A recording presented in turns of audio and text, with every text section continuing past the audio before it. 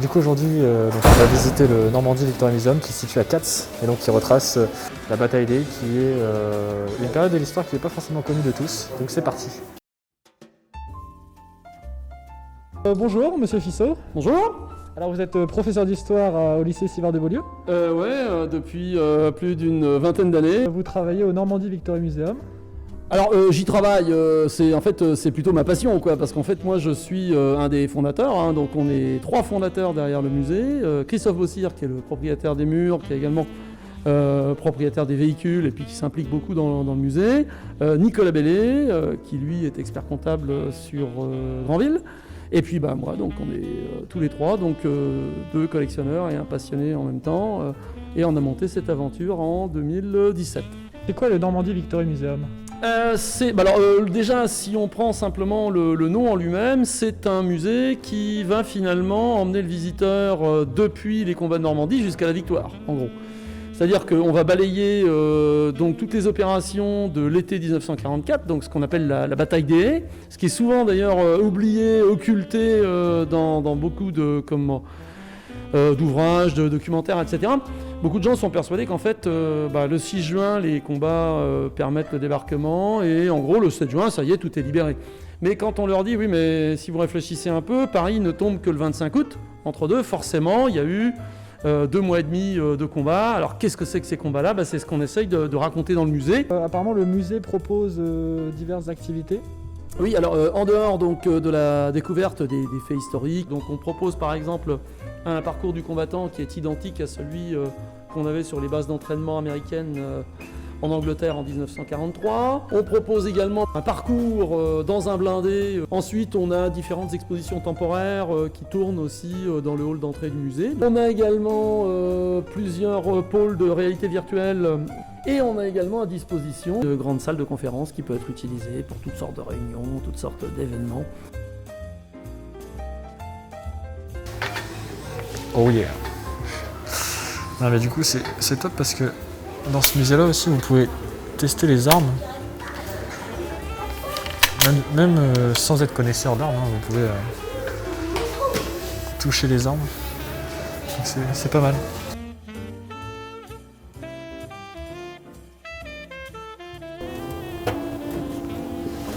Oh, on est bien.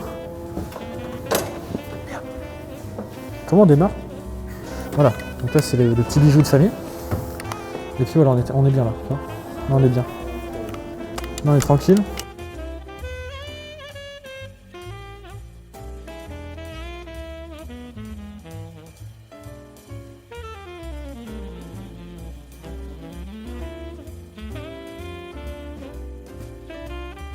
Du coup, pour conclure.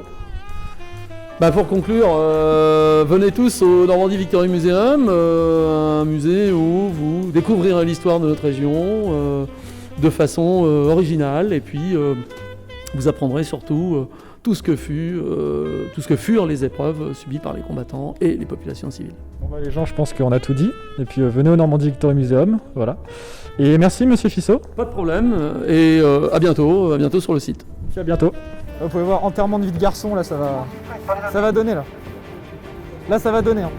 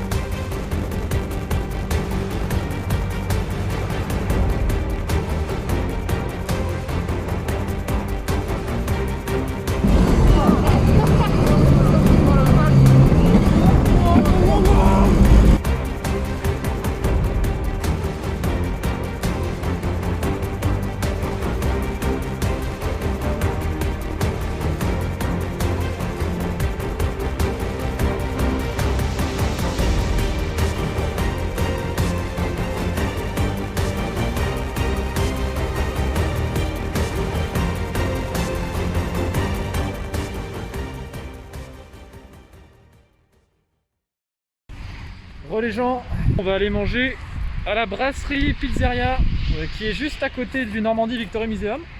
Donc voilà, elle est hop là, juste ici. Et vous avez le musée ici. Donc voilà. Et c'est bien parce que vous pouvez manger là-bas et puis après vous pouvez aller visiter, donc soit faire le parcours du combattant comme on a vu, faire un tour en char et aussi visiter le musée. Les gens, on va bien manger. Regardez. Apéritif, formule, menu, entrée. J'ai trop faim. Là, on est à Addis Canteen, brasserie pizzeria. Attends, je montre la carte. Tu vas voir. Voilà. C'est derrière des photos de l'époque, tu vois. Puis du coup, vous avez tout menu. C'est sympa en plus, parce qu'en plus, c'est avec la décoration. C'est typique en fait de l'époque. Vous avez ça. Ceci. Et puis après, ça reste dans le même style. Du coup, on va regarder ce qu'il y a. Voilà.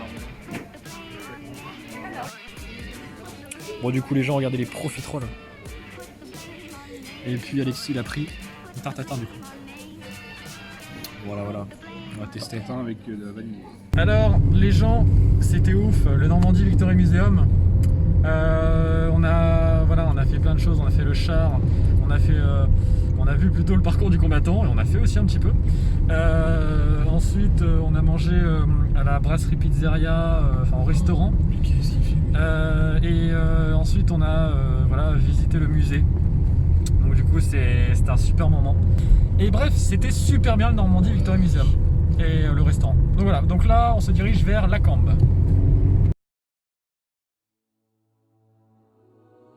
On s'approche du cimetière allemand de la Cambe. Et petite anecdote, là, comme vous pouvez le voir, il y a un ensemble d'arbres. Voilà, plein d'arbres. Et il faut savoir qu'à chaque arbre est disposée une plaque symbolisant en fait une plaque, c'est un soldat qui a survécu. Un soldat allemand qui a survécu à la guerre. Alors là on se situe devant le cimetière allemand de la Cambe. Donc cimetière allemand de la Cambe qui est l'un des 6 cimetières allemands en Normandie. Il faut savoir qu'il y a 21 222 soldats qui y reposent.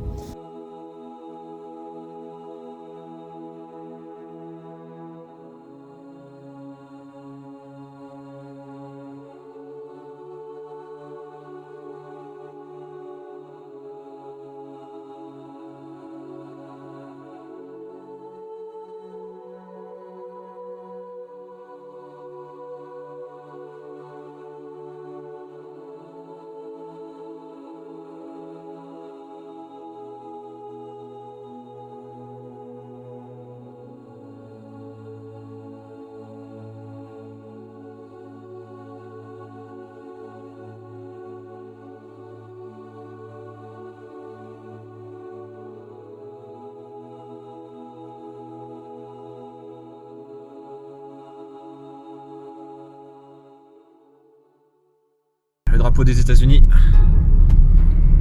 symbole, voilà, hop, donc du coup direction la plage, Omaha Beach.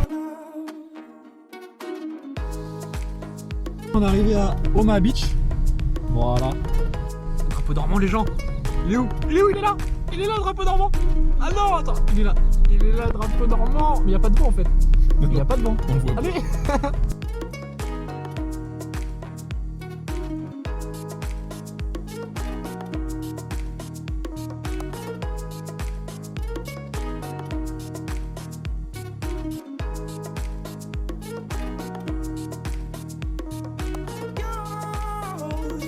Alors du coup là on est sur la plage d'Omaha Beach, Omaha Beach qui est à environ 12 km d'Utah Beach.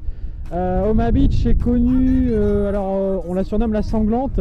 Pourquoi? Parce que c'est là où les Alliés perdirent le plus de troupes. C'est là aussi que les Alliés perdirent beaucoup de chars amphibies. Il y a des chars amphibies qui ont coulé. Et les bombardements alliés en fait n'ont pas suffi. C'était une vraie catastrophe parce que les bombardements alliés n'ont pas détruit toute la défense allemande.